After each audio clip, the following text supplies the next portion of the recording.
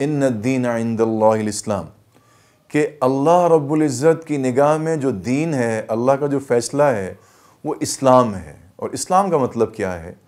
اسلام کا مطلب ہے اطاعت کامل، یعنی سر تسلیم خم کرنے کا نام اسلام ہے۔ اللہ کی حکم پہ جھک جانے کا نام اسلام ہے۔ اللہ کی فرما برداری کرنے کا نام اسلام ہے۔ اگر ہم اس اسلام کو اس دنیا میں پریکٹس نہیں کریں گے، اس اسلام کو دنیا میں فالو نہیں کریں گے، تو قرآن مجید کی ایک اور آیت مجھے یہاں پہ یاد آ رہی ہے۔ اللہ فرماتا ہے سورہ آل عمران میں ہی کہ وَمَن يَبْتَغِ غَيْرَ الْإِسْلَامِ دِينًا فَلَن يُقْبَلَ مِنْهُ وَهُوَ فِي الْآخِرَةِ مِنَ الْخَاسِرِينَ، جو کوئی بھی اس دین اسلام کے سوا کوئی اور دین لے کے، کوئی اور اسکول آف تھاٹ لے کے، کوئی اور زندگی کا فلسفہ لے کے، کسی اور مذہب کو لے کے اللہ رب العزت کے سامنے پیش ہوگا، تو اللہ کہہ رہے ہیں وہ اس سے ہرگز قبول نہیں کیا جائے گا، اور وہ آخرت میں خسارہ اٹھانے والوں میں سے ہوگا۔ تو جو کوئی بھی اگر اس کی زندگی اسلام کے مطابق نہیں ہے اور نبی صلی اللہ تعالیٰ علیہ وسلم کے دین کے مطابق نہیں ہے، تو اس کو آخرت میں صرف وہ خاسرین میں سے ہوگا، وہ لوزر میں سے ہوگا، اور پھر اس کے پاس توبہ کرنے کا موقع نہیں ہوگا، توبہ کرنے کا چانس نہیں ہوگا۔ تو آج اللہ رب العزت اپنی کتاب میں پہلے سے ہمیں یہ اپڈیٹ کر رہے ہیں، پہلے سے ہمیں آگاہ کر رہے ہیں کہ دین اسلام کے بغیر کوئی اور مذہب اللہ رب العزت قبول نہیں کریں گے۔ تو اب جیسے میں اپنی اگزامپل دیتا ہوں، کیونکہ میں ایک گناہ گار آدمی ہوں، توبہ کر کے اپنی اصلاح کرنے کی کوشش کر رہا ہوں، اور مجھے پتہ ہے کہ بہت سارے لوگ ہوں گے اس دنیا میں جن کو اپیرنٹلی یہ مشکل لگتا ہوگا کہ کیسے جن کی زندگیاں، مطلب جیسے کہ میں نے اس سے پہلے بھی عرض کیا تھا کہ توبہ کا مطلب یو ٹرن کرنے کے ہوتے ہیں، پلٹنے کے ہوتے ہیں، اللہ کی طرف لوٹنا، اللہ کی طرف پلٹنا۔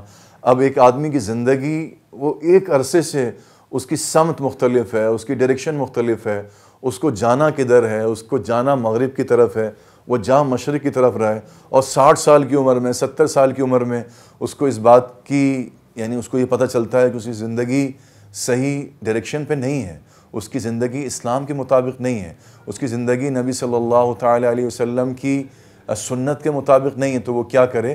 تو پھر وہ یو ٹرن کرتا ہے، and this you turn is called توبہ ان اسلام۔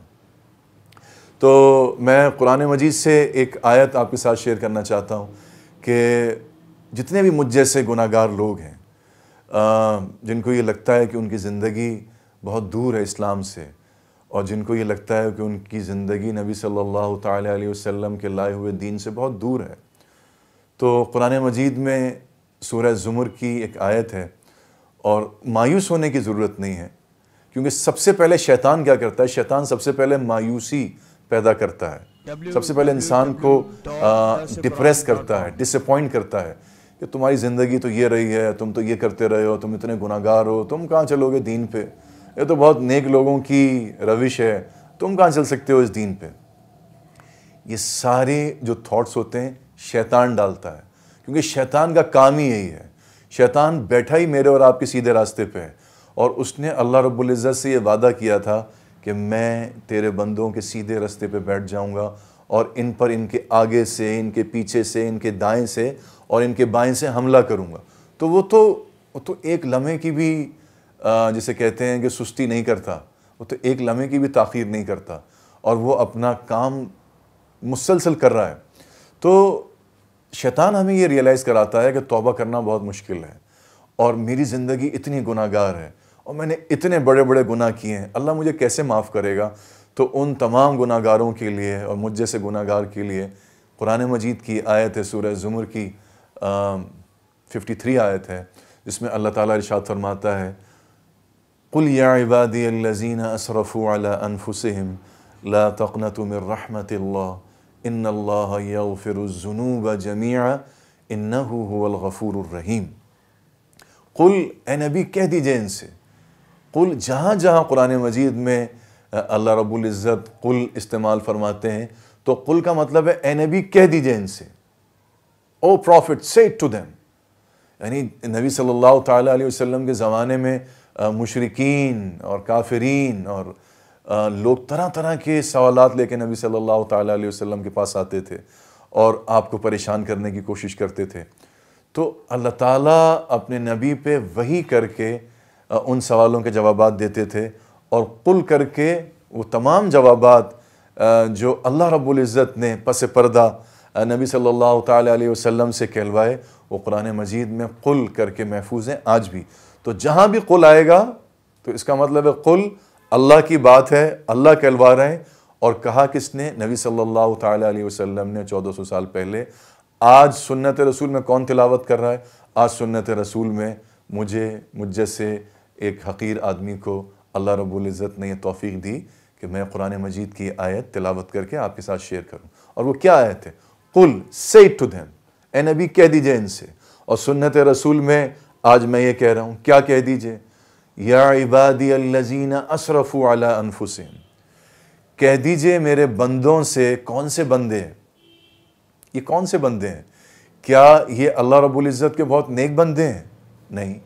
کیا یہ اللہ رب العزت کے متقی پرہیزگار بندے ہیں؟ نہیں. کیا یہ اللہ رب العزت کے وہ بندے ہیں جو 5 وقت کی نماز پڑھتے ہیں، جو تہجد پڑھتے ہیں؟ نہیں. کیا یہ اللہ رب العزت کے وہ بندے ہیں جنہوں نے کئی حج کیے، عمرے کیے، جو زکوٰۃ کرتے ہیں، خیرات کرتے ہیں، صدقات کرتے ہیں؟ نہیں. یہ سب وہ بندے نہیں ہیں. یہ کون سے بندے ہیں پھر؟ یہ کون سے بندے ہیں؟ یا عبادی الذین اسرفوا علی انفسہم، یہ وہ بندے ہیں جنہوں نے اسراف کیا اپنے نفسوں پہ، جنہوں نے بہت ظلم و زیادتی کی اپنے نفسوں پہ، جنہوں نے بہت گناہ کیے، جن کی ایک عمر گناہ میں گزر گئی، اور جن کو لگتا ہے کہ اب وہ گناہ ان سے دور نہیں ہو سکتے، جن کو یہ لگتا ہے کہ اب وہ گناہ لے کے ہی وہ قبر میں جائیں گے، جن کو لگتا ہے کہ اب توبہ ممکن نہیں ہے، جن کو لگتا ہے کہ اب اللہ کی رحمت ان کی طرف نہیں پڑے گی، نہیں آئے گی. یہ آیت ان تمام گناہگاروں کے لیے ہے. www.darsequran.com